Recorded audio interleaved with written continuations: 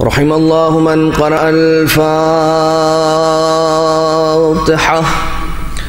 بسم الله الرحمن الرحيم. الحمد لله رب العالمين الرحمن الرحيم مالك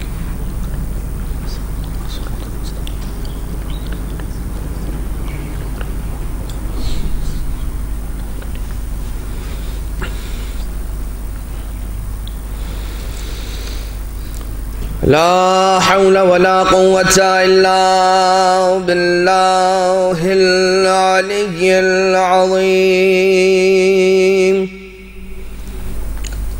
حسبنا الله ونعم الوكيل، نعم المولى ونعم النصير. أعوذ بالله من الشيطان اللعين الرجيم. بسم الله الرحمن الرحيم. حمدا لك يا ذا الجود والإحسان والفضل والطول والامتنان، وصلاة وسلاما على من لا ينطق عن الهوى،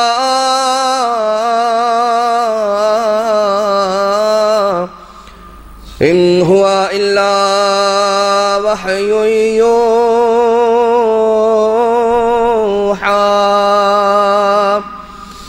حبيب قلوبنا وشفيع ذنوبنا وطبيب نفوسنا، مولانا ومولى الثقلين جد الحسن والحسين،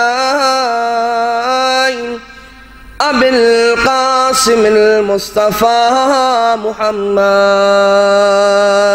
اللهم صل على محمد وعلى آله الذين أذهب الله عنهم الرجس وطهرهم تطهيرا.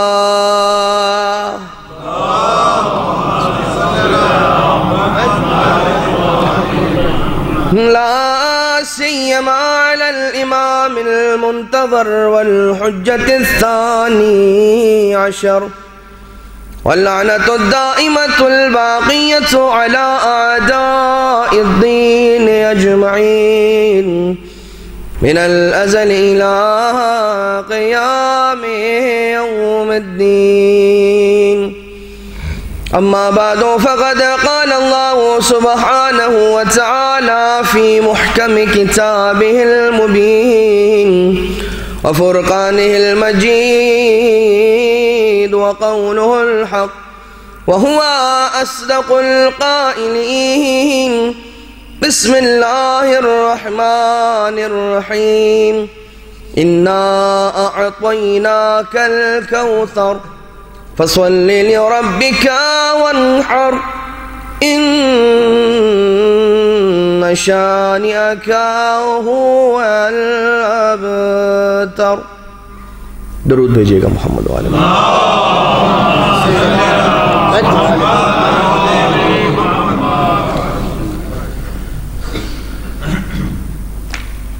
اذان محترم.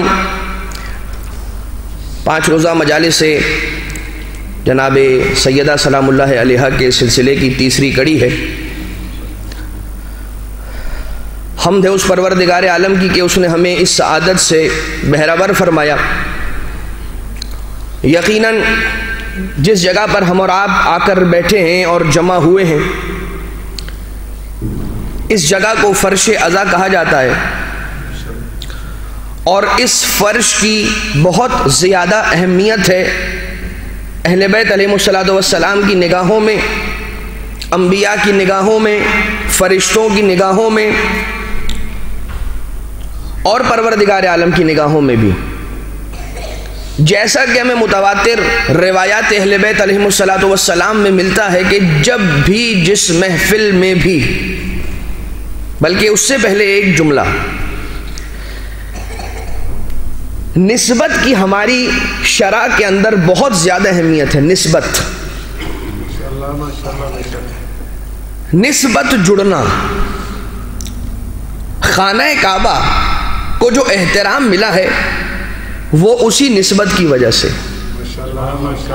مقام ابراہیم جو محترم ہے وہ اسی نسبت کی وجہ سے، کوہ صفا و مروہ کا جو احترام ہے وہ اسی نسبت کی وجہ سے ہے۔ نسبت کیا ہے؟ نسبت ایک بیوی کے جس بیوی نے اپنے شوہر نبی خدا حضرت ابراہیم علیہ السلام کے حکم کی پیروی کرتے ہوئے، وہ ابراہیم علیہ السلام کے جنہوں نے رب ذوالجلال کے حکم کی پیروی کرتے ہوئے بے آب ہو گیا، صحرا کے اندر اپنے بیوی اور بچے کو چھوڑ دیا خدا کے حکم کو پورا کرنے کی خاطر،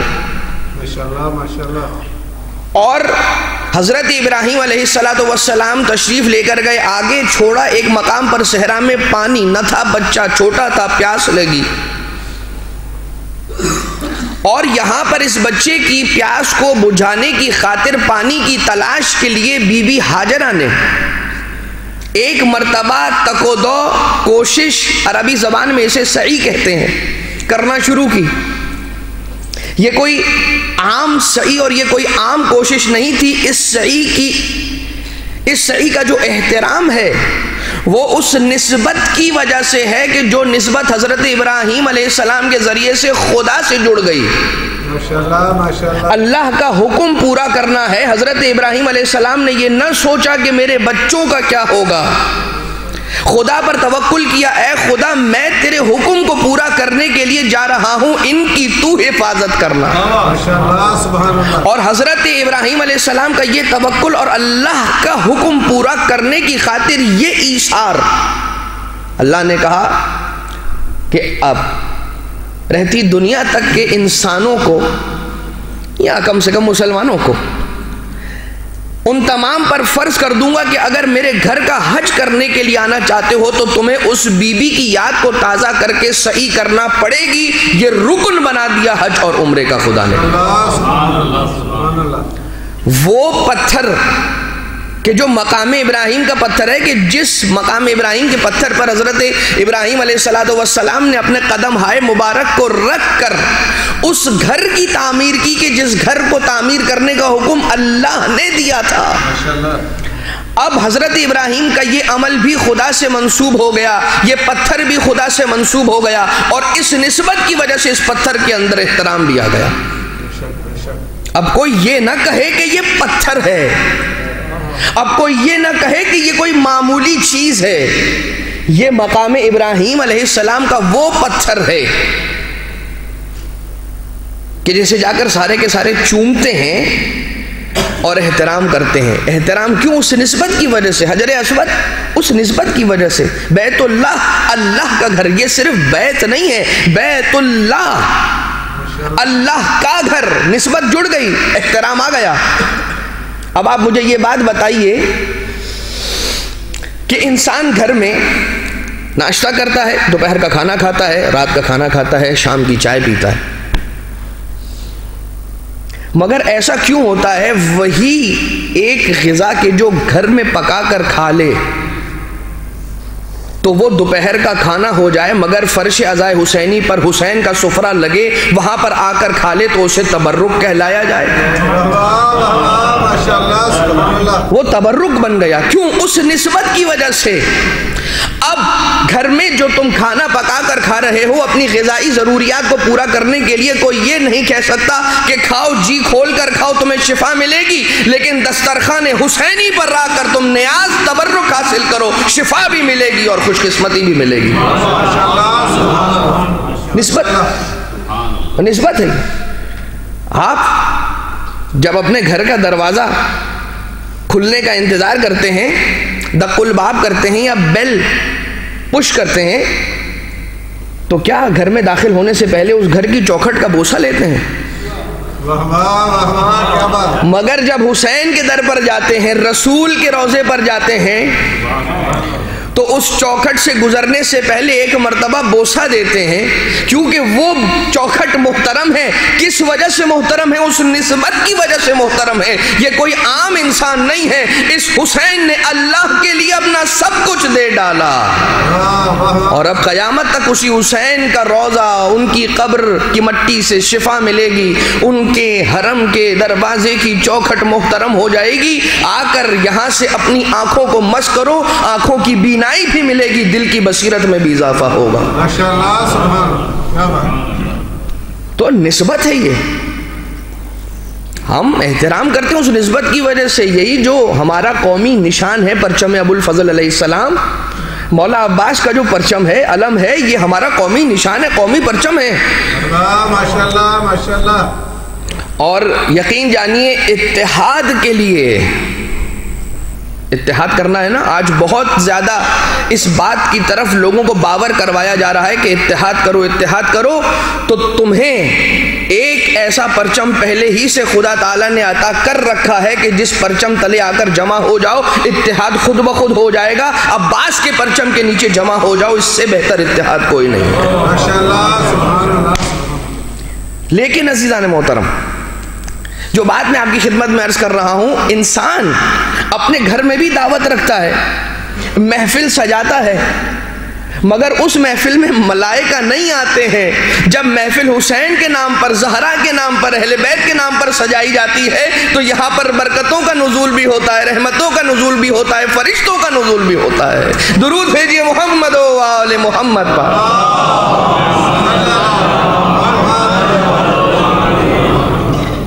اسے بھی مجلس کہتے ہیں، عربی زبان سے واقفیت رکھنے والے اور عرب علاقوں میں رہنے والے آپ تمام سامعین محترم، عزیزان ایمان، آپ جانتے ہیں مجلس جہاں پر بیٹھک لگ جائے اسے مجلس کہتے ہیں، لیکن مجلس حسین علیہ السلام ہو تو وہ فرش عام فرش نہیں، وہ مجلس عام مجلس نہیں، مجلس عزا حسینی بن جاتی ہے، فرش عزا بن جاتا ہے۔ اب سیدہ چل کر یہاں پر آئیں گی، تمہیں بلانا ہے سیدہ کو، تو اپنے گھر میں فرش عزا بچھا لو، سیدہ خود تشریف لے آئیں گی۔ تو یہ نسبت کی بات ہو گئی۔ اور ائمہ طاہرین علیہ السلام کی احادیث کے اندر متواتر یہ ملتا ہے، عند ذکر صالحین تنزیل الرحمہ، کہ جب بھی صالحین کا ذکر کیا جائے تو رحمتوں کا نزول ہوا کرتا ہے۔ مجھے یہ بتائیے، اس کائنات کے اندر لوگوں نے جن سے سیکھ کر خود کو بندہ صالح بنایا، وہ اہل بیت کے علاوہ اور کون ہوں گے؟ جن کی تعلیمات سے سیکھ کر اللہ کے بندے صالح بنے، ان کا جب ذکر ہو تو پھر کیسی رحمت کا نزول ہوا کرے۔ صالح اور ہے اور صالح بنانے والے اور ہیں۔ بے شک بے شک، ماشاءاللہ۔ اور عزیزان محترم، یہاں پر جب ان محفلوں کے اندر جب یہ مجلسیں برپا کی جاتی ہیں تو خدا بند متعال فرشتوں کو روانہ کرتا ہے، جاؤ اس مجلس کے اندر جا کر شامل ہو جاؤ، اور یہاں پر بیٹھے ہوئے لوگوں کے حق میں دعا کرو، ان کے لیے استغفار کرو۔ یہ میں اپنی جانب سے نہیں کہہ رہا، یہ خطابت نہیں کر رہا، امام کی روایت کہہ رہا ہوں۔ ماشاءاللہ، سبحان اللہ۔ اور کس انداز سے سید محمد حسین طباطبائی تعالی اللہ مقامہ صاحب تفسیر المیزان، اب اگر کبھی آپ ان کی لائف ہسٹری پڑھیں تو آپ کو اندازہ ہوگا یہ تفسیر المیزان کتنا بڑا ماسٹر پیس ہے، اور اس تفسیر کو لکھنے کے لیے محمد حسین طباطبائی، آیت اللہ سید محمد حسین طباطبائی نے کتنی محنت کی ہے۔ چلیں ایک چھوٹی سی بات آپ کی خدمت میں عرض کروں، اور ان سے منسوب واقعہ جو سنانا چاہ رہا تھا فرش عزا کے اعتبار سے، وہ پھر آپ کی گوش گزار کروں گا۔ 40 دن روزہ رکھا، 40 راتیں عبادت کی، کیوں؟ اللہ سے یہ مانگ رہے تھے، بار الہ میں نے اتنے سال حوضے کی تعلیم کو حاصل کیا، اب میں ایک تفسیر لکھنا چاہتا ہوں تیری کتاب کی، قرآن کریم کی، مگر بار الہ میرا علم بہت کم ہے، میرا علم بہت قلیل ہے، میں بہت ناقص ہوں، اور مجھے خوف ہے کہ کوئی ایک بات غلط لکھ دی، بار الہ جو حق ہو وہ میرے قلم سے لکھوانا۔ جو تو مجھ سے کام لینا چاہتا ہے میں نہیں، جو چاہتا ہے وہ کام مجھ سے لے لینا۔ میں فقط اتنا ہاتھوں کو جوڑ کر عرض کرنے کی جسارت کروں گا کہ وہ محمد حسین طباطبائی اللہ مقامہ، جنہوں نے ساری زندگی وقف کر دی، اور ان کے تقوی اور ان کی زہد کا کیا عالم تھا، ذرا کبھی کتابوں کے اندر اور حالات علماء کی جو کتابیں ہیں اور جو علماء کرام کہ جنہوں نے اپنی ساری زندگی حالات علماء اور محسنان اسلام کی ہسٹری بیان کرتے کرتے اپنی زندگی وقف کر دی، کبھی ان کی تقاریر کو سنیے گا تو آپ کو پتہ چلے گا کہ سید محمد حسین طباطبائی ہے کون سی ہستی۔ جب اتنا بڑا عالم یہ کہہ رہا ہے اتنے سال لگانے کے بعد، تقریباً اپنی پوری زندگی لگانے کے بعد، کہ مجھے کوئی علم نہیں ہے، تو وہ افراد کے جو 2 کتابوں کے نام رٹ لیا کرتے ہیں، 2 کتابوں کی 2 سطریں یاد کر لیا کرتے ہیں، وہ کچھ علماء کرام سے آ کر اس انداز سے خطاب کرتے ہیں، محسوس ہوتا ہے کہ جسارت کر رہے ہیں، سوال استفہام کے لیے نہیں پوچھ رہے ہیں، کچھ سیکھنے کے لیے نہیں پوچھ رہے ہیں، بلکہ طنز و تشنیع اور تنقید کرنے کے لیے آ رہے ہیں۔ ہمیں اور آپ کو کس نے حق دیا کہ اس شخص کو جا کر اس انداز سے خطاب کریں کہ جس نے اپنی زندگی، ساری زندگی وقف کر دی اہل بیت علیہ السلام کا علم حاصل کرنے کے لیے؟ تو بس فقط ایک جملہ، ایک پنچ لائن کی حیثیت سے آپ کی خدمت میں عرض کر دوں، دیکھیے گا، ایک بات ہمیشہ یاد رکھیے گا، اپنے پہلو سے باندھ لیجئے گا، اور وہ بات یہ ہے، اگر کسی سے کچھ سیکھنا چاہتے ہیں تو پہلے اس کا احترام کرنا سیکھیے۔ اور یہ روایتوں کے اندر ہے کہ جس نے استاد کا احترام نہ کیا اسے کچھ نہ ملا۔ 20 سال گزار دیے میں نے اس ٹیچر کے پاس پڑھتے ہوئے، مجھے کچھ آج تک حاصل نہیں ہوا۔ میرے ہی بیچ کے میرے بہت سارے ساتھی تھے کہ جو نہ جانے کتنا آگے نکل گئے، میں ابھی تک وہیں کا وہیں ہوں۔ کیوں؟ ذرا اپنے گریبان میں جاگ کر دیکھو کہ جب وہ علم سکھا رہے ہوتے تھے تو اسی کلاس روم میں بیٹھ کر تم ان کی کس طرح سے تضحیق کیا کرتے ہوتے تھے۔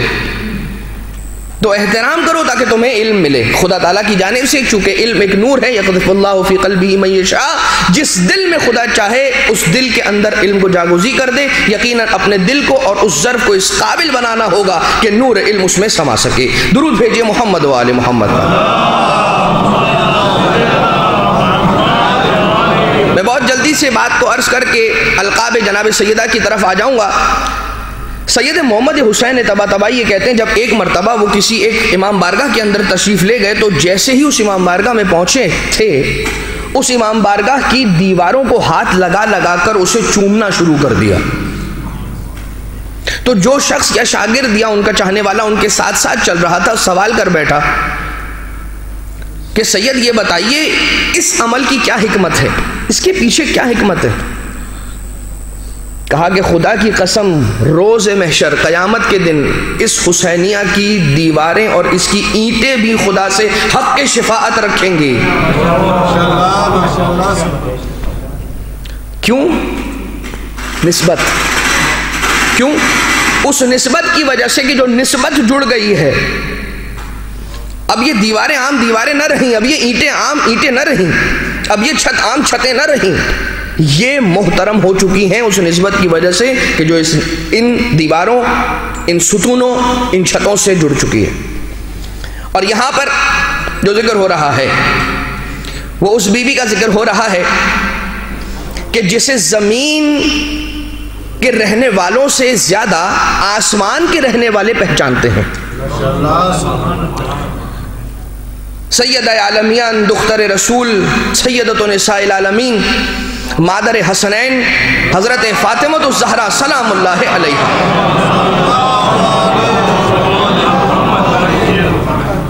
سرنامہ کلام میں جس آیہ وافی ہدایہ کی تلاوت کا شرف حاصل کیا گیا، بسم اللہ الرحمن الرحیم، انا اعطیناک الکوثر فصلی لربک وانحر ان شانئک ھو الابتر۔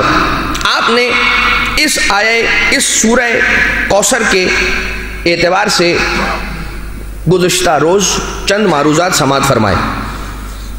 آج جو بات کرنا چاہ رہا ہوں، انا اعطیناک الکوثر کا سنا بیان آپ نے، فصلی لربک وانحر کا بیان سنا آپ نے، ان شانئک ھو الابتر۔ یہ جو سورہ نازل ہوا تھا اس کا شان نزول کیا ہے؟ رسول کے یہاں پر ایسا نہیں تھا کہ اولاد نہیں تھی، رسول کے یہاں پر اولاد ہوا کرتی تھی مگر انتقال کر جاتی تھی۔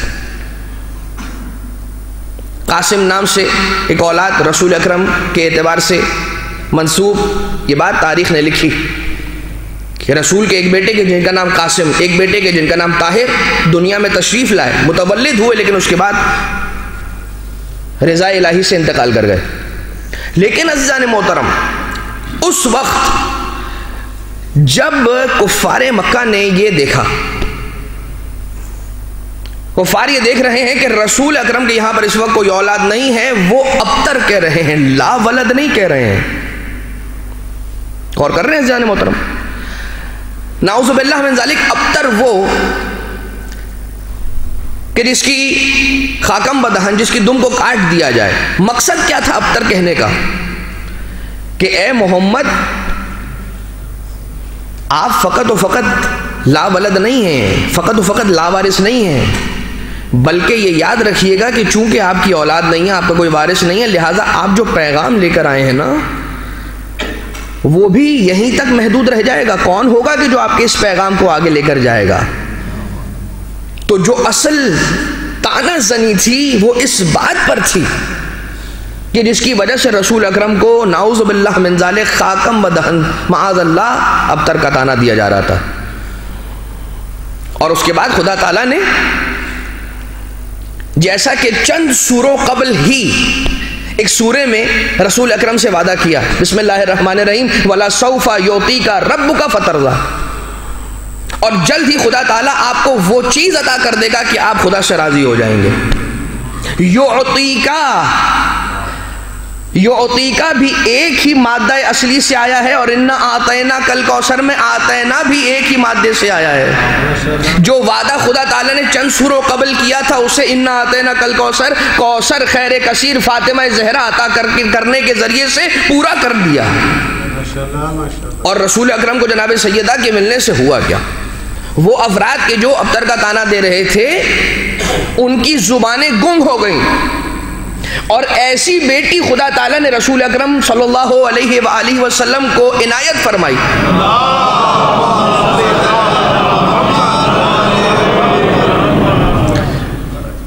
کہ دنیا کی سارے انسانوں کی نسلیں چلا کرتی ہے بیٹوں کے ذریعے سے، رسول کی نسل چلی ہے بیٹی فاطمہ زہرا کے ذریعے سے، اور ایسی نسل ہے محمد مصطفیٰ کی۔ یہ سادات کون ہیں؟ یہی تو ہیں کہ قیامت تک یہ نسل ختم نہیں ہوگی۔ بہت ساری نسلیں پیدا ہوئیں، بہت ساری نسلیں ختم ہو گئیں، بہت ساری نسلیں وجود میں آئیں، بہت ساری نسلیں صفحہ ہستی سے مٹ گئیں۔ آپ اگر علم الانساب کی کتابیں اٹھا کر دیکھیے تو ان میں ان خاندانوں اور ان قبیلوں کا ذکر ہے کہ جو کسی زمانے میں ایگزسٹ کرتی تھیں، وقت کے گزرنے کے ساتھ ساتھ جب ان کا کوئی وارث نہیں آنے لگا تو پھر وہ قبیلے ختم ہو گئے، وہ عشیرے مٹ گئے، ان کا وجود ختم ہو گیا۔ مگر طول تاریخ سے دیکھیے سادات کو ختم کرنے کی کتنی سازشیں ہوتی رہیں، کبھی قتل کیا گیا، کبھی دیواروں میں چنوایا گیا، کبھی خون سے غارہ بنا کر دیواریں تعمیر کی گئیں، مگر فاطمہ زہرا کی اولاد کل بھی زندہ تھی، آج بھی زندہ ہے، قیامت تک زندہ رہے گی۔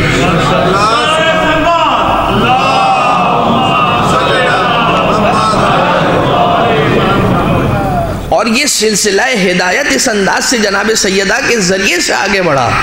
ماشاءاللہ ماشاءاللہ۔ یہی وجہ ہے کہ جب ایک جنگ میں محمد حنفیہ مولا کائنات علیہ السلام کے بیٹے، جب انہیں مولا کائنات نے حکم دیا کہ جاؤ اور آگے بڑھ کر حملہ کرو اس لشکر پر، تو محمد حنفیہ کے قدم ڈگمگانے لگے، ان میں کپ کپی آ گئی، ان کا ثبات قدم ظاہر نہ ہو سکا، اور آہستہ آہستہ آہستہ آہستہ وہ پیچھے آ گئے۔ پھر مولا نے آقا حسن مجتبیٰ علیہ السلام کو آگے بھیجا، اور پھر مولا حسن مجتبیٰ علیہ السلام تشریف لے کر گئے، اور جانے کے بعد آب و تاب کے ساتھ دشمن کے لشکر پر حملہ آور ہوئے، اور اس کے بعد اس حملے میں دشمن کو پسپا کرنے کے بعد ہی واپس پلٹے، ذرہ برابر بھی قدم لڑکھڑا نہیں رہے تھے۔ جیسے ہی اس منظر کو جناب محمد حنفیہ نے دیکھا، تو بھائی ہیں مگر ایک ہی ماں سے نہیں ہیں، محمد حنفیہ نے جب دیکھا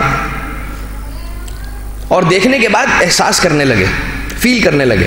مولا کائنات نے اس منظر کو دیکھا، محمد حنفیہ کو قریب بلایا اور بلا کر کہا بیٹا ایک بات یاد رکھنا، تیرا مقابلہ حسن مجتبیٰ سے نہیں ہے، اس لیے کہ حسن مجتبیٰ، اس لیے کہ تو میرا بیٹا ہے، تو علی کا بیٹا ہے، حسن مجتبیٰ محمد مصطفیٰ کا بیٹا ہے۔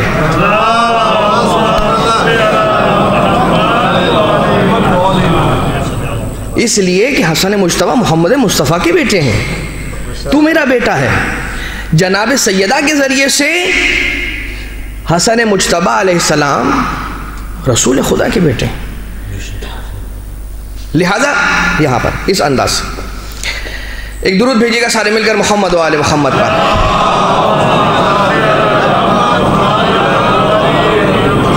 تو خدا تعالیٰ نے وہ نسل عنایت فرمائی رسول اکرم کو جناب سیدہ کے ذریعے سے کہ قیامت تک اب پیغام رسالت ماب کوئی روکنے والا نہیں ہے۔ اور جیسا کہ کل آپ کی خدمت میں عرض کیا گیا تھا کہ وہ جو خاص ایک اہتمام خدا تعالیٰ نے رکھا ولادت جناب سیدہ کے اعتبار سے،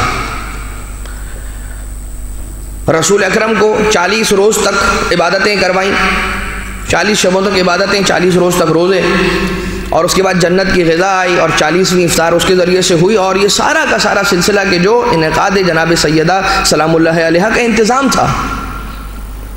ایک بات یہاں سے ہمیں سیکھنے کو ملی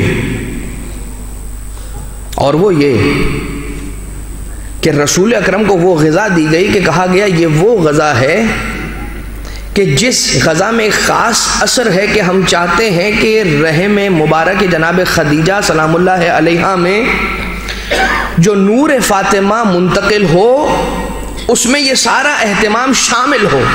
یہی وجہ ہے کہ اتنی پاک و پاکیزہ طیب و طاہر غذا آپ کو آسمان سے جنت الفردوس سے ایک تشت میں لا کر پیش کی جا رہی ہے۔ اتنا سمجھ میں آ گیا کہ بچے کی ولادت کے لیے غذا کا اہتمام کرنا اور اس کا اثر ہونا بالکل شامل ہے۔ یہاں پر جناب سیدہ کے لیے اہتمام کیا جا رہا ہے کہ اتنی طیب و طاہر غذا دی جا رہی ہے رسول اکرم کو تاکہ جناب سیدہ کا آغاز پاکیزہ ہو اور ساری زندگی پاکیزہ رہے۔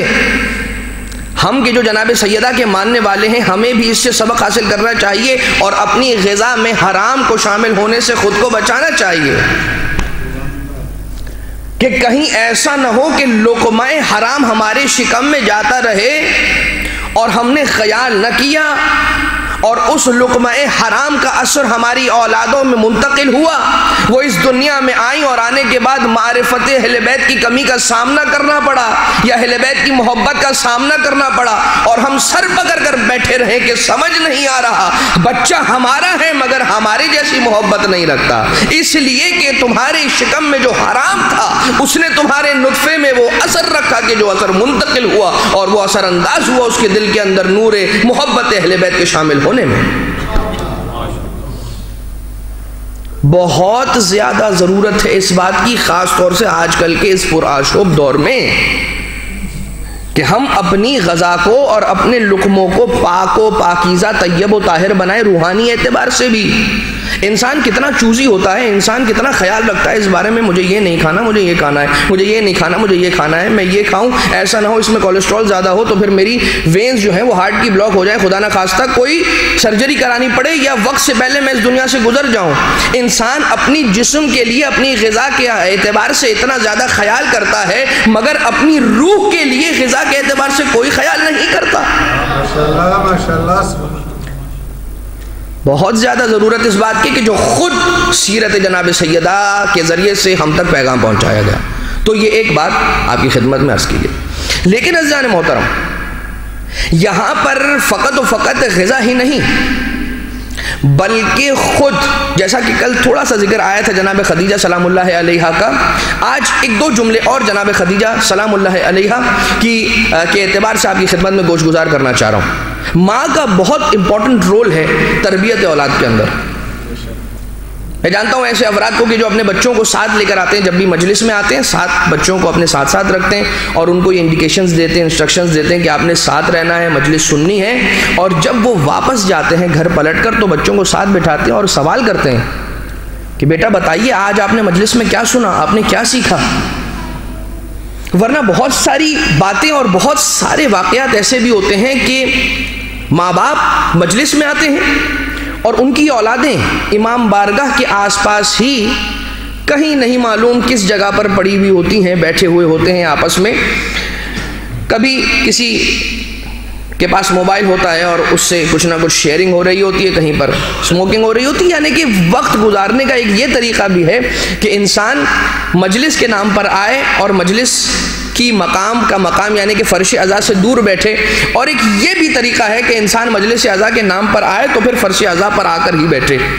ورنہ کہیں ایسا نہ ہو کہ انسان چلا تو تھا پیاس لے کر اور بہت پیاسا تھا اور اپنی پیاس بجھانے کے لیے چاہتا تھا کہ دریا کے کنارے جائے پانی پی کر آئے، لیکن ہوا یہ کہ جیسے ہی دریا کے قریب آیا نہیں معلوم کس چیز نے اسے بہکا دیا، اپنی پیاس کو بھول گیا، کسی اور چیزوں میں لگ گیا، دریا کے کنارے جا کر پیاسا واپس آ گیا. دریا کے کنارے جا کر واپس پلٹ آیا پیاسا.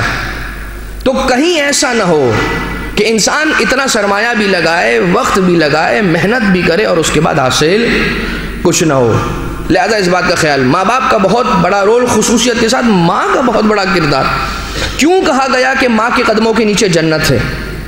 ماں کے قدموں کے نیچے جنت اس اعتبار سے بھی ہے کہ ماں اپنی آغوش میں بٹھا کر اپنے بچے کو، جو ماں کی یونیورسٹی ہے، جو آغوش مادر خود ایک یونیورسٹی ہے کہ جس سے بہت کچھ سیکھ کر بچہ آگے بڑھتا ہے، یا یہ کہہ لیجئے کہ جو اس کی بنیاد پڑتی ہے وہ آغوش مادر ہی میں تو پڑتی ہے.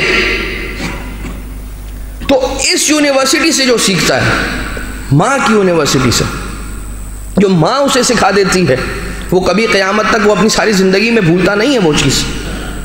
اور خاص طور سے اس کی ایج کا وہ فیز بھی ایسا ہوتا ہے کہ جس کے اندر اس کی میموری بہت شارپ ہوتی ہے، کچھ نہیں بھولتا. دیکھیے آپ کچھ ایسے واقعات ہوں گے کہ جو ایک ہفتے پہلے کے ہوں گے آپ بھول چکے ہوں گے، لیکن بچپن میں پیش آیا ہوا واقعہ اب تک آپ کے ذہن میں نقش ہوگا. اس وجہ سے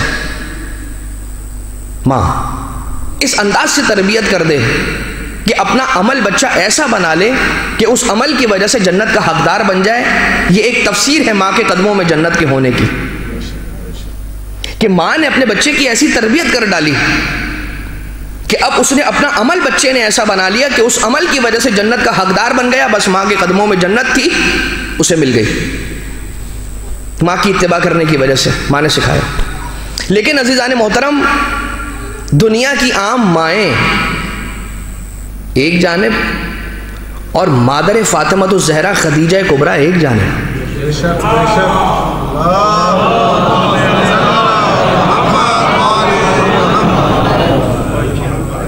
اور آپ یہ بتائیے، الجنت تحت اقدام الامہات کی جو حدیث رسول کا ترجمہ بھی آپ نے سماعت فرمایا تھا، مجھے یہ بتائیے کہ جوانان جنت کے سردار کی جنت فاطمہ کے قدموں میں، اسی فاطمہ کی جنت جس بی بی کے قدموں میں ہے اسے خدیجہ کبریٰ کہا جاتا ہے. بلند آواز سے درود بھیجیے گا محمد و آل محمد.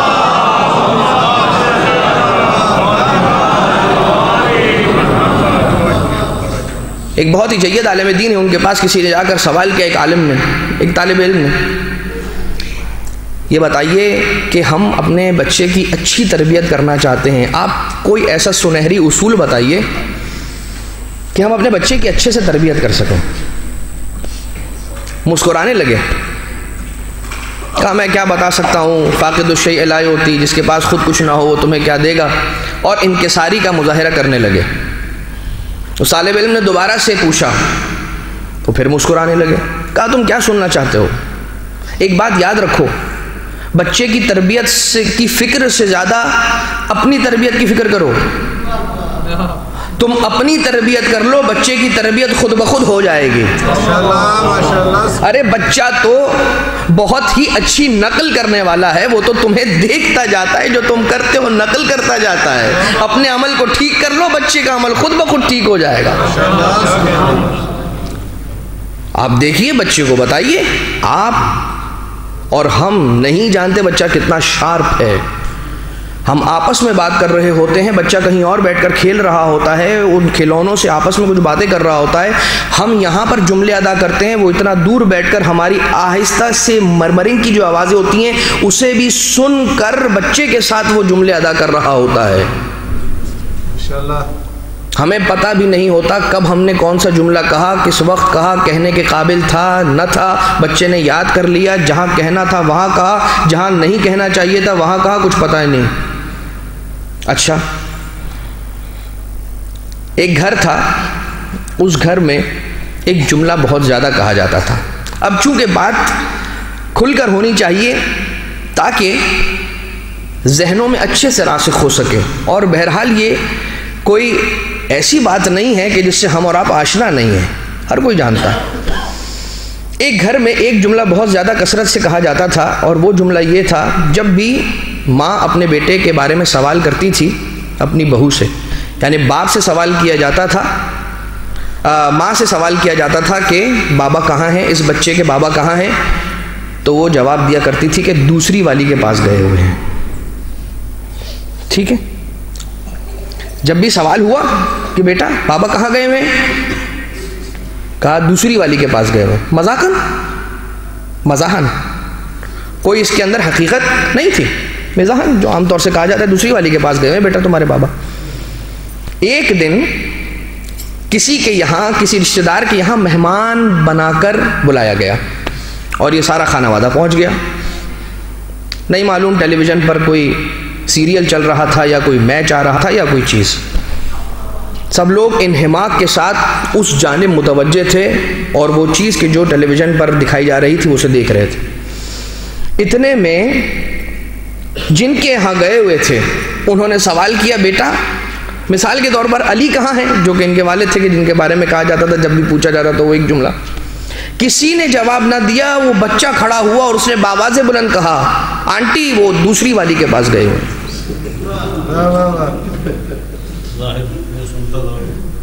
یہ کس نے سکھایا؟ اب مجھے بتائیے کہ یہاں پر غلطی کس کی ہے؟ اس بچے کو ڈانٹیں گے ہم؟ نہیں، اگر اس بچے کو ہم نے ڈانٹا تو ہم حق بجانب نہیں ہیں، کیونکہ ہماری ہی عادتوں سے اس بچے نے سیکھا ہے، ہمارے ہی گھر میں یہ دہرایا جاتا تھا، اسے یاد کیا ہے، جو سبق ہم نے اسے پڑھایا ہے اسی کو دہرایا ہے، لہذا اس کا بہت خیال رکھیں۔ خدا سے دعا کرتے ہیں بار الہ تجھے واسطہ محمد و آل محمد کا، ہمیں اپنی تربیت، گھروں کی تربیت، اولادوں کی تربیت بہترین انداز سے کرنے کی بتصدق اہل بیت توفیق عنایت فرما۔ درود بھیجیے گا محمد و آل محمد پر۔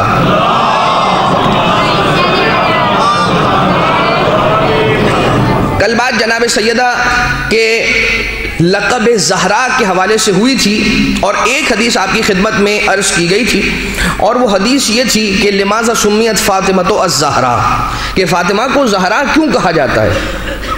جواب آیا کہ جب بی بی نماز پڑھا کرتی تھی اپنے گھر میں تو بی بی کے وجود مبارک سے ایسا نور طلوع ہوا کرتا تھا کہ جس سے زمین بھی روشن ہو جاتی تھی اور آسمان تک وہ نور پہنچتا تھا، جسے اہل مدینہ دیکھا کرتے تھے اور سوال کیا کرتے تھے کہ یہ نور کہاں سے برآمد ہو رہا ہے؟ تو جواب ملتا تھا سیدہ اپنے حجرہ مبارک میں اللہ کی عبادت فرما رہی ہیں۔ اللہم صلی علی محمد و آل محمد۔ تو ایک اور حدیث ملتی ہے ابو ہاشم جعفری کے، جو 10ویں امام اور 11ویں امام کے بہت ہی قریبی اور معتبر صحابی ابو ہاشم جعفری۔ ابو ہاشم جعفری نے 11ویں امام علیہ السلام سے سوال کیا کہ مولا، جناب سیدہ آپ کی جدہ جناب سیدہ کو زہرا کے نام سے کیوں پکارا جاتا؟ فرمایا کہ بی بی کے چہرہ منور پر دن میں 3 مرتبہ مولا امیر علیہ السلام کے لیے خدا ایک خاص نور عطا فرماتا تھا۔ صبح کے وقت بی بی کا چہرہ وقت چاشت کی طرح سے چمکا کرتا تھا، اللہ اکبر۔ ظہر کے وقت بی بی کا چہرہ منور قمر چاند کی طرح سے چمکا کرتا تھا، اور غروب کے وقت بی بی کا چہرہ مقدس ستاروں کی چمک کے اعتبار سے جگمگایا کرتا تھا۔ اور یہ خصوصیت کے ساتھ جو نور عطا کیا جاتا تھا خدا کی جانب سے ان 3 اوقات میں، دن میں 3 مرتبہ، یہ خصوصیت کے ساتھ مولا کائنات امیر ممکنات حلال مشکلات علی ابن ابی طالب علیہ السلام کے لیے عطا کیا جاتا تھا خدا کی جانب۔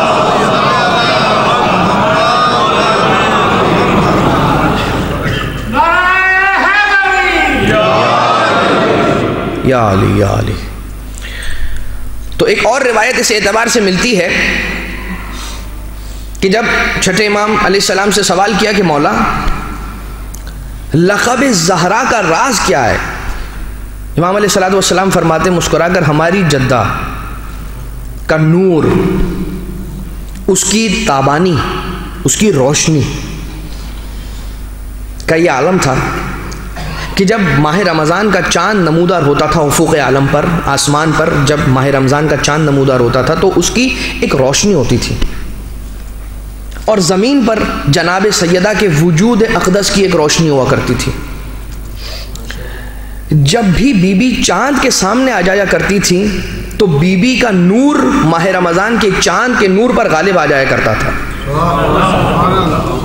اور اس انداز سے وہ نور جناب سیدہ کا غالب آ جاتا تھا چاند کے نور کے سامنے کہ چاند بدلی میں چلا جاتا تھا، چھپ جایا کرتا تھا، اور جیسے ہی جناب سیدہ چاند کے سامنے سے ہٹا کرتی تھی تو چاند دوبارہ سے نمودار ہو جایا کرتا تھا۔ یہ نور جناب سیدہ سلام اللہ علیہ۔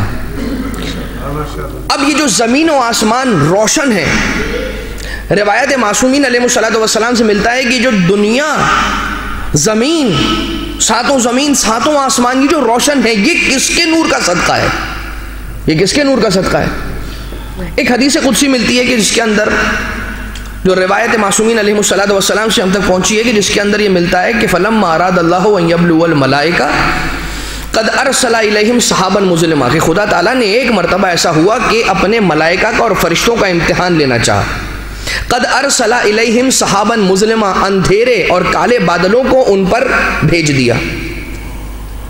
فکانت الملائکۃ لا تنظر اولها من آخرها ولا آخرها من اولها، تو فرشتے جو تھے وہ عرش کے ایک کونے سے دوسرے کونے کو نہیں دیکھ پاتے تھے، دوسرے کونے سے پہلے کونے کو نہیں دیکھ پاتے تھے۔ عرش کی وسعت پر ان کالے بادلوں کے بھیجنے کے ذریعے سے خدا تعالیٰ نے امتحان لینے کی غرض سے اندھیرا چھا گیا۔ اب عرش کی جو طول ہے اس پر اندھیرا ہے، ملائکہ اندھیرے میں، اور ملائکہ کو کچھ نہیں نظر آتا۔ اچھا، عرش کی وسعت کیا ہے؟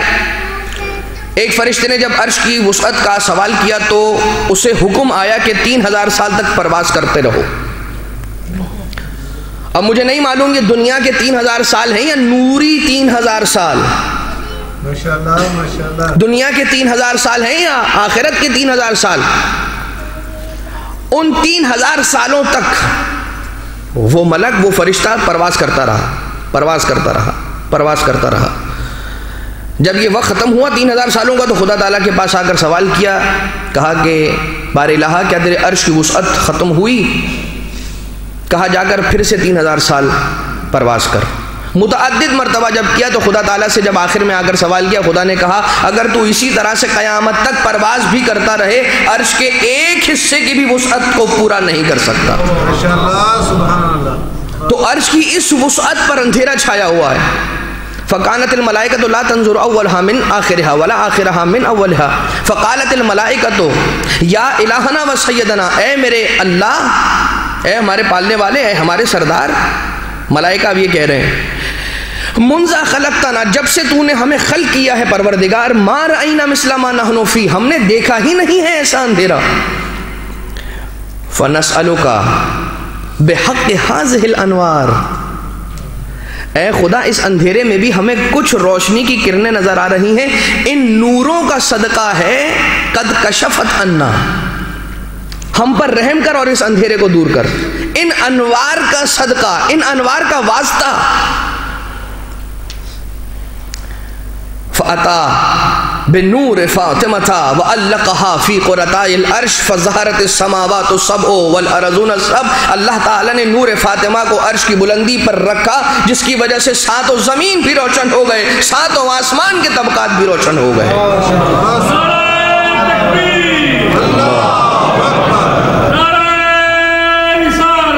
یا رسول اللہ.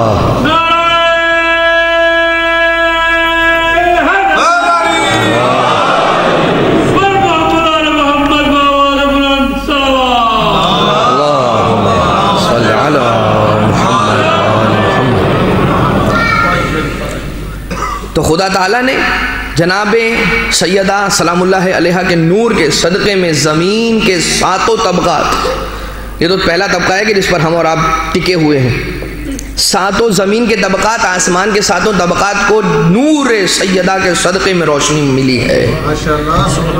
مجھے اتنا کہنے دیجئے کہ ظاہری نور بھی سیدہ کے در سے ملتا ہے اور باطنی نور بھی سیدہ کے در سے ملتا ہے.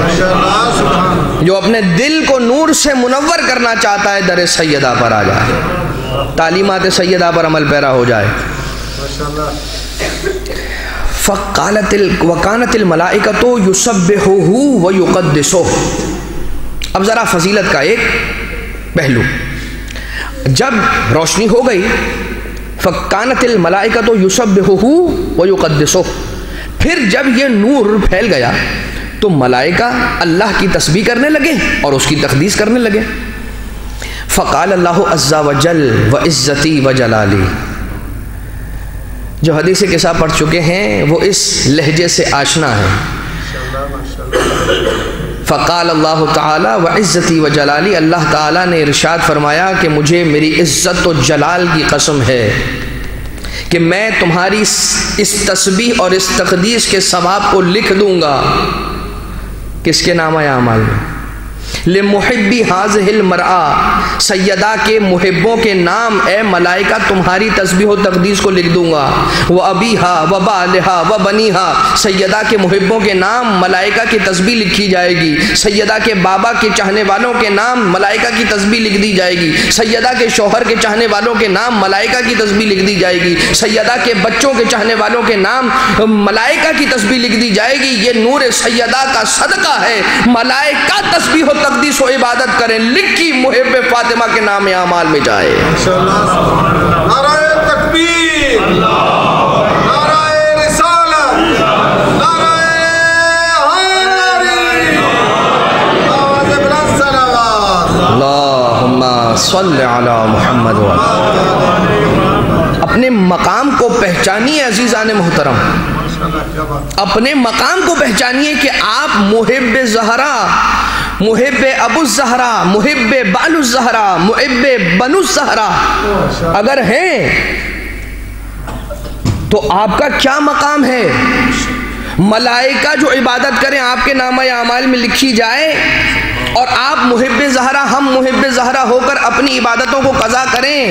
وہ نامہ اعمال میں لکھنے والے جب دیکھیں گے تو شرم کے مارے ہماری طرف نظر نہیں کریں گے.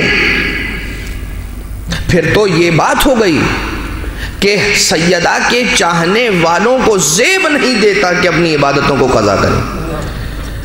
سیدہ کے چاہنے والوں کو زیب نہیں دیتا کہ خدا کو ناراض کریں. لہٰذا یہ ایک بات ہو گئی کہ جناب سیدہ نے اس انداز سے عالم انوار میں ملائکہ کی مدد فرمائی. تو یہ بات تو ملائکہ کی تھی. اب عالم بشریت میں آ جائیے. ابو البشر حضرت آدم علیہ السلام تقریباً 40 سال تک دعا کرتے رہے اور طلب مغفرت خدا سے فرماتے رہے اس ایک ترک اولا کے بارے میں کہ جس سے جناب آدم نے سرزد, جو جناب آدم علیہ السلام سے سرزد ہوا. اب حضرت آدم علیہ السلام تقریباً 40 سال تک اللہ سے دعا کرتے رہے, بار الہ میں معافی چاہتا ہوں اس ترک اولا پر. حضرت جبریل امین علیہ السلام تشریف لے کر آئے اور آنے کے بعد حضرت آدم علیہ السلام سے کہا, اے آدم, اللہ نے آپ کے لیے یہ پیغام بھجوایا ہے کہ آپ دعا تو کر رہے ہیں مگر وسیلہ اختیار نہیں کر رہے. مجھے یہ کہنے دیجئے, آدم بغیر وسیلے کے نہ بخشے جائیں, آدمی کیسے بغیر وسیلے کے بخشا جائے.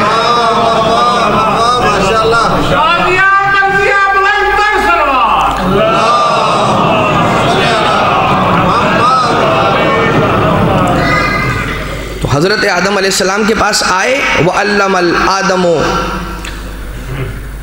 فَتَلَقَّى آدَمُ مِن رَبِّهِ كَلِمَاتٍ فَتَابَ عَلَيْهِ،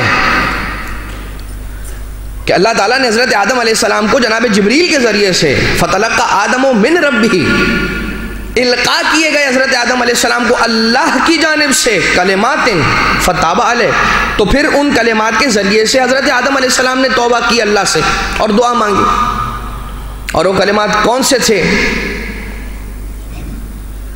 وہ کلمات تھے کہ جن میں حضرت آدم علیہ السلام کو اسماء پنجتن کو وسیلہ بناتے ہوئے اللہ سے عبادت، اللہ سے طلب مغفرت کا حکم دیا گیا تھا۔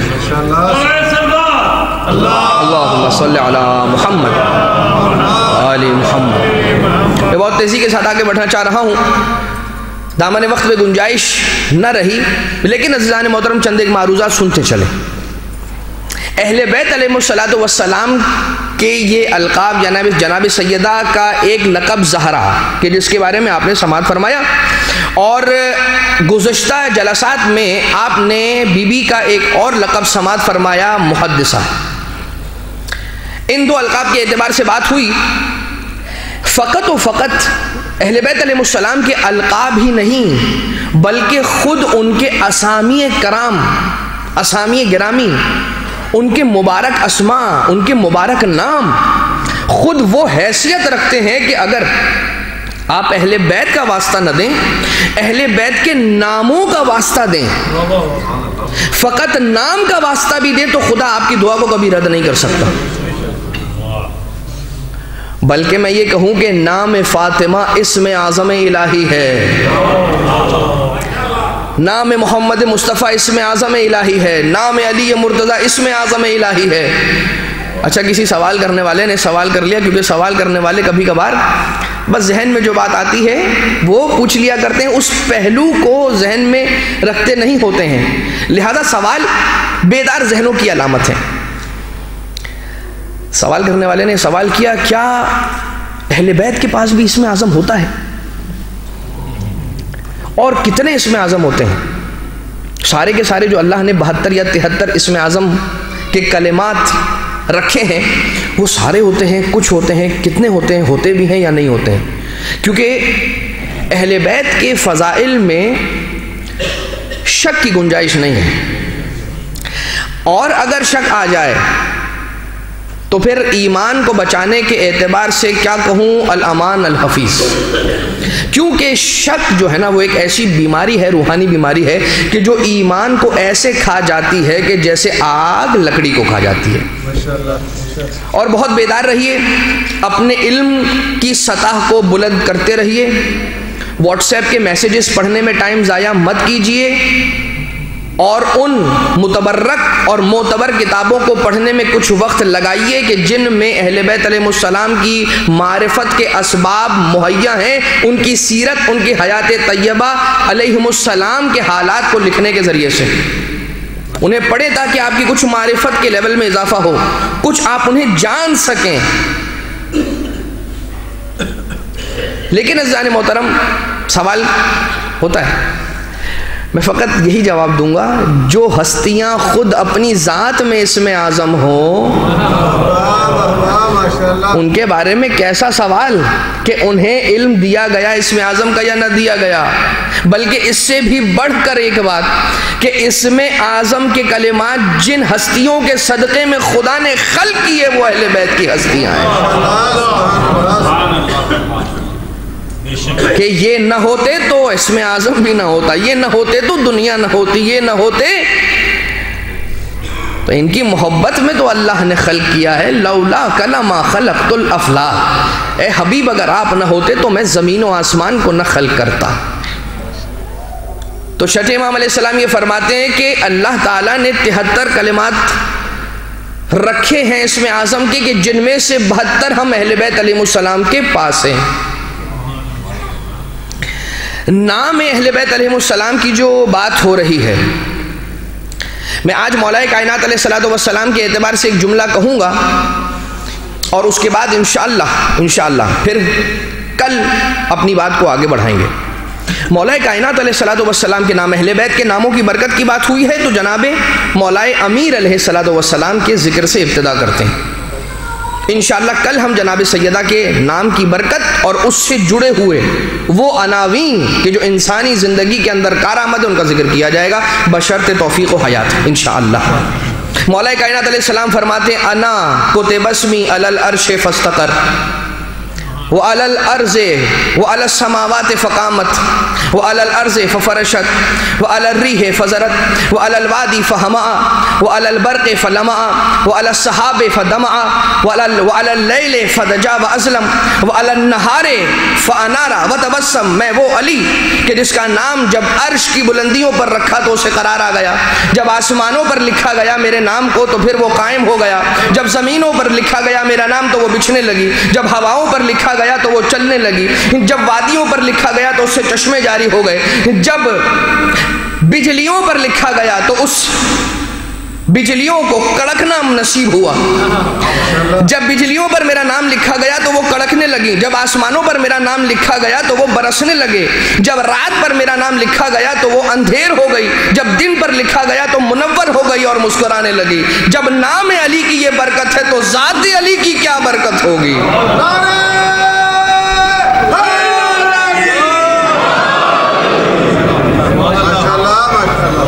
اور جب انسان ان اہل بیت کے ناموں کے ذریعے سے ان کی ذوات مقدسات کے قریب ہوتا ہے اور ان کے ذکر کو سن سن کر اپنی معرفت کا باب کھولتا ہے اور اپنے دل کو واہ کرتا ہے تو خود بخود انسان عمل کی طرف بڑھتا ہے۔ وہ پھر دیکھتا ہے کہ وہ علی کے جس علی کی خدا نے اتنی تعریف کی ہے اس علی کی عبادت کو تو دیکھوں کہ وہ کیسی عبادت کرتا ہے، تو پھر خود بخود انسان کی عبادت انہینس ہونا شروع ہو جاتی ہے، انسان کی عبادت کی کوالٹی کے اندر بہتری آنا شروع ہو جاتی ہے کہ کاش میں بھی ایسی نماز پڑھ سکوں۔ وہ جو معرفت علی اور وہ جو نماز علویہ کا مقام ہے انسان وہاں تک تو نہیں پہنچ سکتا، مگر سفر تو شروع کر سکتا ہے جہاں تک اسے نصیب ہو جائے، جہاں تک اسے نصیب ہو جائے۔ اور رب سے راز و نیاز کی جو دولت ہے، ذکر الہی کے اندر جو لذت ہے، مسجد کوفہ میں میرا مولا دن میں خدمت اسلام کر کے تھک ہارنے کے بعد رات میں بستر پر جا کر علی سویا نہیں کرتے تھے، مسجد کوفہ جاتے تھے، رب سے مناجات کیا کرتے تھے۔ آہ من قلت الزاد و بعد الطریق و طول السفر، اللہ اللہ وہ علی کے جو اتنا معصوم اور ایسا معصوم ہے، عصمت کاملہ کے درجے پر فائز ہے کہ جس سے خطا کا تصور قریب سے ہو کر نہیں گزرتا، جب وہ اس انداز سے رب سے مناجات کرے کہ راوی کہنے پر مجبور ہے کہ میں نے علی کو دیکھا ایسے رو رہے تھے کہ جیسے سانپ کا ڈسا رویا کرتا ہے، تو ہم اور آپ کے جن سے قدم قدم پر لغزشیں اور گناہ ہوتے ہو، جو ہوا وہ بھی پتا اور نہیں ہوا وہ بھی نہیں پتا۔ انسان اتنے ایسے گناہ کرتا ہے کہ جو ان سے ہو جاتے ہیں اسے معلوم نہیں ہوتا۔ جب علی کی یہ رب سے مناجات کا عالم ہے تو پھر ہمیں اور آپ کو اللہ سے کیسی توبہ کرنی چاہیے، کیسی توبہ کرنی چاہیے۔ لیکن عزیزان محترم بات نام اور اسماء کرام اہل بیت علیہ السلام کے حوالے سے ہو رہی ہے، میں فقط ایک جملہ فضیلت کا آپ کی خدمت میں عرض کر کے آگے بڑھ جاؤں گا اور ہم ربط مصائب کے ذریعے سے مصیبت جناب سیدہ سے جڑ جائیں گے۔ مجھے یہ بتائیے کہ نام محمد مصطفیٰ کے ذریعے سے اگر آپ اللہ سے توسل کرتے ہیں اور اللہ کو واسطہ دیتے ہیں تو ہمیں اور آپ کو جو ہماری مراد ہوتی ہے وہ مل جاتی ہے۔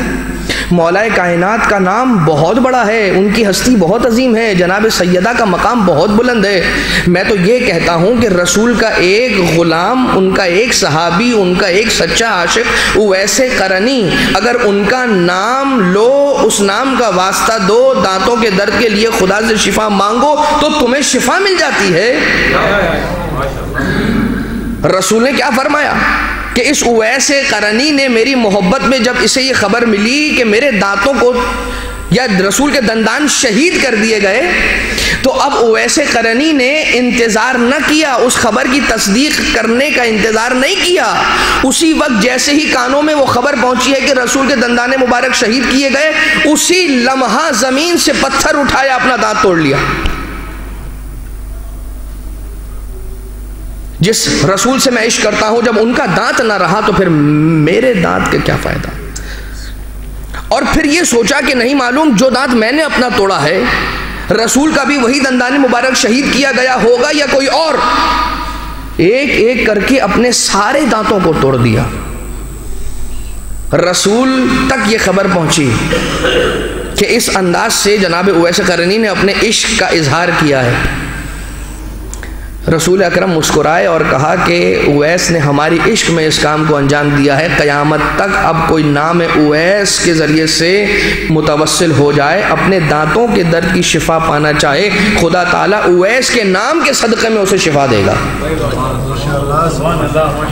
تو آپ سوچئے کہ پھر اہل بیت علیہ السلام کے ناموں کی کیا عظمت ہوگی. بس عزیزان محترم، آپ نے دیکھا رسول کے ایک عاشق کا عالم، تو ایک عالم انسانوں کے اندر اویس قرنی کے ذریعے سے دیکھا کہ احترام رسول کس انداز سے اور کس حد تک کر رہے ہیں. انسانوں میں اویس قرنی، فرشتوں میں ایک فرشتہ. رسول کا وقت آخر ہے، جناب سیدہ اپنے بابا کے سرانے تشریف فرمائے اور رسول پر عالم ذوف اور مرض اتنا زیادہ طاری ہو چکا ہے کہ رسول پر غشی کا عالم طاری تھا. بی بی سیدہ اپنے بابا کے سرانے بیٹھی تھی، اتنے میں دروازے پر دق الباب ہوا. بی بی نے سوال کیا کہ آنے والے تو پلٹ جا، اس لیے کہ اس وقت میرا بابا ملاقات نہیں کر سکے گا. کہا کہ میں محمد مصطفیٰ سے ملنے کے لیے آیا ہوں. کہا کہ وہ اس وقت مریض ہیں، ملاقات نہیں کر سکیں گے. آنے والا خاموش تو ہو گیا مگر واپس نہیں پلٹا. کچھ دیر گزری تھی، دوبارہ سے دق الباب ہوا. آنے والے نے کہا مجھے محمد مصطفیٰ سے ملاقات کرنی ہے. سیدہ نے کہا واپس پلٹ جا، اس وقت ملاقات کا وقت نہیں ہے، میرا بابا مریض ہے. خاموشی تو ہو گئی مگر آنے والا واپس نہ پلٹا. اب جو تیسری مرتبہ دستک ہوئی ہے وہ ذرا زور سے اور پہلے کی نسبت قوت کے ساتھ دستک ہوئی. جناب سیدہ نے جیسے ہی اس انداز سے دروازے کا کھٹکھٹانا سنا، بی بی کا دل بے چین ہو گیا اور آنکھوں میں آنسو آ گئے. مجھے یہ بتائیے محسوس کر کے، وہ سیدہ جو اتنی نفیسہ ہوں کہ جو ذرا سی زور سے دق الباب کو برداشت کر سکتے، جب دروازہ گرا ہوگا سیدہ کے پہلو پر،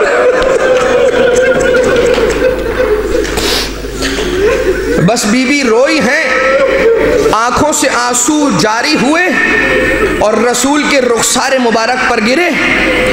رسول کی آنکھیں کھلیں اور رسول نے سوال کیا بیٹا ہے میرے دل کے ٹکڑے، فاطمہ کیوں رو رہی ہو؟ کہا کوئی آیا ہے دروازے پر، میں نے بار بار اسے پلٹ جانے کا کہا، واپس نہیں پلٹتا، بار بار دروازہ کھٹکھٹاتا ہے، نہیں معلوم کون ہے. رسول نے کہا سیدہ یہ ملک الموت ہے.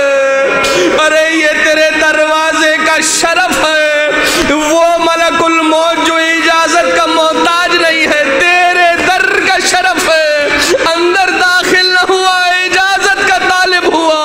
میں ہاتھوں کو جوڑ کر کہوں گا ارے سیدہ آپ کا دروازہ کہ جس دروازے پر ملک الموت بھی اجازت کا طالب ہو جائے، نہیں معلوم مدینہ کے مسلمان کتنے سخت دل تھے. ارے دروازے کو نہ رسول کا پاس کیا، نہ حسنین کا پاس کیا، نہ علی و بطول کا پاس کیا، نہ خدا کا پاس کیا. بس عزیزو آپ نے جناب سیدہ کو غسل دیے جانے کے واقعات کو سماعت فرما لیا تھا. وہ علی کے جو فاتح بدر و حنین ہے، دروازہ خیبر کو اکھاڑنے والا ہے، وہ بھی برداشت نہ کر سکا. جب اپنی زوجہ کے شکستہ پہلو کو دیکھا، بازو پر کوڑے کے نشان کو دیکھا، جناب سیدہ کا جنازہ لایا گیا. ایک مرتبہ گھر کے صحن میں جنازے کو رکھا گیا، جنازہ گھر کے صحن میں رکھا ہوا تھا، مولا نے کہا بچوں آ جاؤ اور آگے بڑھ کر اپنی ماں کے چہرے کا آخری دیدار کر لو۔ ام کلثوم آگے بڑھی، اپنی مادر گرامی کے جنازے سے لپٹ کر پھوٹ پھوٹ کر سسکیوں کے ساتھ رونا شروع کیا۔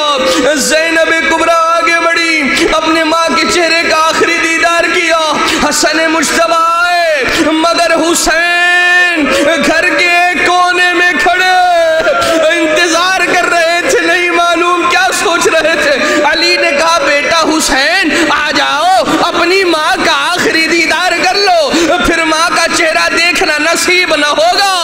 ارے حسین کہتے ہیں بابا میں آگے نہ آؤں گا، اس وقت تک جب تک ماں زندگی میں مجھے باہیں پھیلا کر بلاتی تھی، اس وقت تک اگر مجھے ماں نے نہ بلایا میں نہ آؤں گا۔ یہ سننا تھا، علی کی حالت منقلب ہوئی، علی بھی رونے لگے، سارے رونے لگے۔ یہاں سے جنازہ سیدہ جوں کا تو ہی رکھا ہوا ہے۔ ایک مرتبہ وہ وقت آیا، کچھ انتظار کی گھڑیاں گزری، حسین نے کہا اماں مجھے بلاؤ نا اپنے پاس، کوئی جواب نہ آیا، یہاں تک کہ حسین کی زبان سے یہ جملے نکلے، واہ غربتا، اے حسین غریب ہو گیا۔ یہ سننا تھا، سیدہ کے بندے کفن ٹوٹے، کہا حسین آ میرے سینے سے لگ جا۔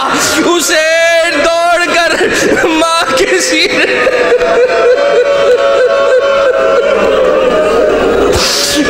سینے سے حسین لپٹے، وہاں عرش پر ملائکہ کی صفوں میں کوہرام مچا، جبریل زمین پر آئے، کہا علی حسین کو ماں سے جدا کر لو۔ عالم ملکوتی میں صفے ملائکہ میں کوہرام مچائے، علی آگے بڑھے، بڑی ہی شفقت کے ساتھ ماں کے جنازے سے حسین کو جدا کیا، حسین کو پیار کرتے گئے، کہتے گئے خدا کے حوالے کر دو اب اپنی مادر گرامی کو۔ میں ہاتھوں کو جوڑ کر کہوں گا مولا آج آپ تھے، آج مدینہ تھا، آپ کی مادر گرامی کا جنازہ تھا، علی نے آپ کو جدا کیا ماں کے جنازے سے، مگر تماچے نہ مارے، کوڑے نہ برسائے۔ ارے آقا کل آپ کی بیٹی سکینہ ہوگی، ارے کربلا ہوگا، جب بھی آپ پر روئے گی شبر تماچے مارے گا، تعزیہ۔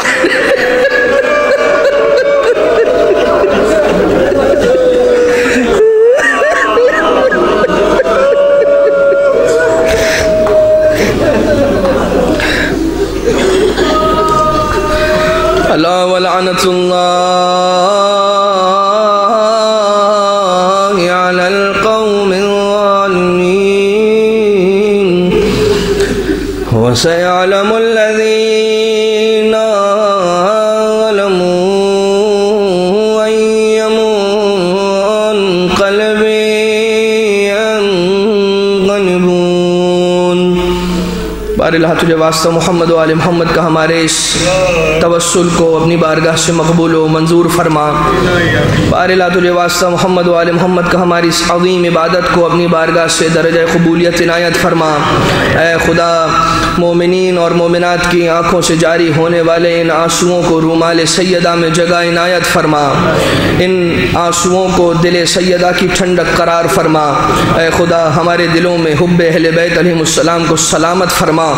جتنے بھی یہاں پر اس فرش عزا پر مومنین اور مومنات آئے ہیں اور آنے والے ہیں، ان تمام کی حفاظت فرما، تمام مومنین اور مومنات کی مشکلات کو حل فرما، امام زمانہ علیہ السلام کے ظہور میں تعجیل فرما، ہمیں امام کے اعوان و انصار میں شمار فرما۔ خصوصیت کے ساتھ جتنے مومنین اور مومنات جس انداز سے بھی یہاں پر تعاون کر رہے ہیں، دام درم قدم سخن، ان کی توفیقات میں اضافہ فرما۔ ایک سورہ فاتحہ کی تلاوت کی گزارش ہے۔ میر حرمت علی مرحوم، آفتاب بیگم مرحومہ، آپ تمام کے مرحومین، آپ کے متعلقین کے مرحومین، شہدائے کرام، مراج اسلام جن پر فاتحہ پڑھنے والا کوئی نہیں، جن کا کوئی حق ہماری آپ کی گردن پر باقی ہو، ان کے لیے رحم اللہ من قرأ الفاتحہ۔ بسم اللہ الرحمن الرحیم، الحمد للہ رب العالمین، الرحمن الرحیم، مالک یوم الدین، ایاک نعبد و ایاک نستعین، اهدنا الصراط المستقیم، صراط الذین انعمت علیہم غیر المغضوب علیہم ولا الضالین۔ دعائے صحت کی التماس ہے۔ برادر صادق علی مخرج، سید محمد جون عابدی، محترمہ محترمہ مہجبین جو کہ ICU میں ہیں، یہ وہ تمام مریض مومنین مومنات کے جن کے نام ہمارے پاس موجود ہیں، اور علل خصوص تمام وہ مومنین اور مومنات جو دنیا میں جہاں کہیں پر بھی مریض ہیں، بارالہ تجھے واسطہ ہے باب الحوائج اسیر بغداد مولا امام موسیٰ کاظم علیہ السلام کا، ان تمام مریضوں کو شفائے عاجل و کامل عنایت فرما۔ اللہم صلی علی محمد وآل محمد، اللہم اغفر للمؤمنین والمؤمنات والمسلمین والمسلمات الأحیاء منهم والأموات، تابع بيننا وبينهم بالخيرات إنك مجيب الدعوات إنك على كل شيء قدير برحمتك يا أرحم الراحمين۔ ماتم سیدہ